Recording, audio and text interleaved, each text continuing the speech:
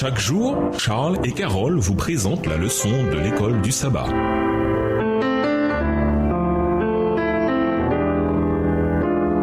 Bienvenue dans votre émission. Dieu nous parle. Nous voilà à la leçon de lundi. L'Église épouse du Christ, première partie. Comparez Éphésiens 5, les versets 25 à 27 et 29 avec l'histoire de l'enfant abandonné dans Ézéchiel 16, les versets 1 à 14. Quels éléments de ce récit se reflètent dans son propre résumé? Éphésiens 5, les versets 25 à 27. Marie, aimez vos femmes comme Christ a aimé l'Église et s'est livré lui-même pour elle, afin de la sanctifier par la parole, après l'avoir purifiée par le baptême d'eau, afin de faire paraître devant lui cette Église glorieuse, sans tache ni ride, ni rien de semblable, mais sainte et irrépréhensible.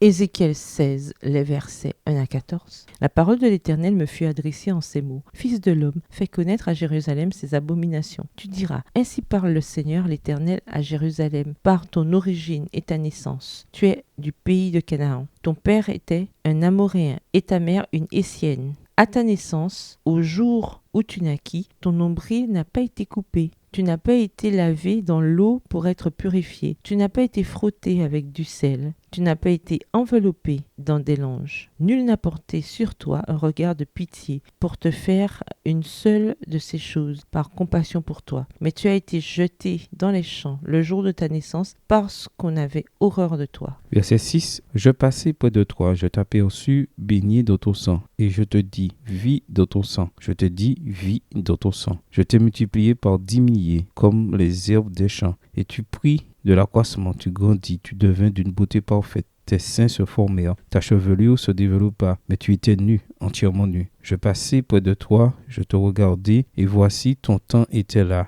le temps des amours. J'étendis sur toi le pan de ma robe, je couvris ta nudité, je te jurai fidélité, je fis alliance avec toi, dit le Seigneur l'Éternel, et tu fus à moi. Je te lavai dans l'eau, je fis disparaître le sang qui était sur toi, et je t'oignis avec de l'huile. Je te donnai des vêtements brodés et une chaussure de peau teinte en bleu. Je te ceignis de fin lin et je te couvris de soie. Verset 11. Je te parai d'ornements. Je mis des bracelets à tes mains, un collier à ton cou. Je mis un anneau à ton nez, des pendants à tes oreilles et une couronne magnifique sur ta tête. Ainsi tu fus paré d'or et d'argent, et tu fus vêtu de fin lin, de soie et d'étoffes brodées. La fleur de farine, le miel et l'huile furent ta nourriture. Tu étais d'une beauté accomplie, digne de la royauté. Et ta renommée se répandit parmi les nations à cause de ta beauté, car elle était parfaite grâce à l'éclat dont je t'avais orné, dit le Seigneur l'Éternel. Alors que Paul, dans Éphésiens 5, versets 25 à 27, façonne sa métaphore matrimoniale pour l'Église et sa relation avec Christ, il s'inspire avec beaucoup de créativité des coutumes et des rôles assignés aux protagonistes des mariages anciens par rapport à l'Église en tant qu'épouse. Christ est l'époux qui, premièrement, aime l'Église comme son épouse, Éphésiens 5, le verset 25. N'oublions jamais que pour Jésus, c'est une affaire de cœur. Il nous aime. Deuxièmement, c'est donné comme dot. Dans les dispositions des mariages anciens, le marié achetait la mariée avec une dot, qui était généralement constituée d'une grosse somme d'argent et d'objets de valeur. Cette dot était tellement importante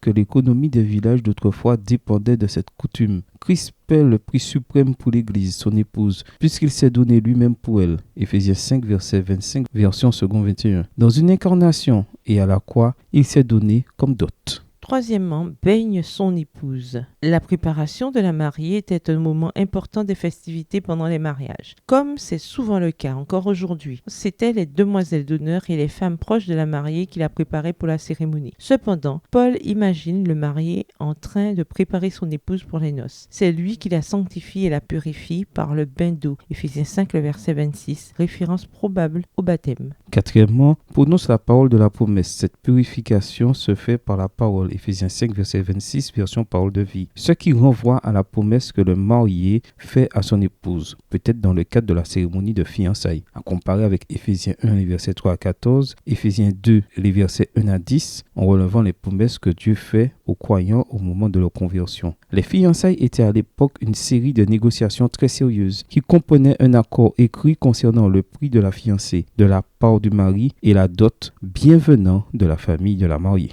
Cinquièmement, prépare et parle l'épouse. Quand l'épouse est enfin présentée à son époux, elle est merveilleusement belle et apparaît dans une splendeur parfaite. Éphésiens 5, le verset 27. Christ ne se contente pas de bénir son épouse, il la prépare et la parle également. En quoi ces versets nous aident-ils à comprendre ce que Christ ressent pour nous? En quoi est-ce un réconfort? Au revoir. Et à demain si Dieu veut.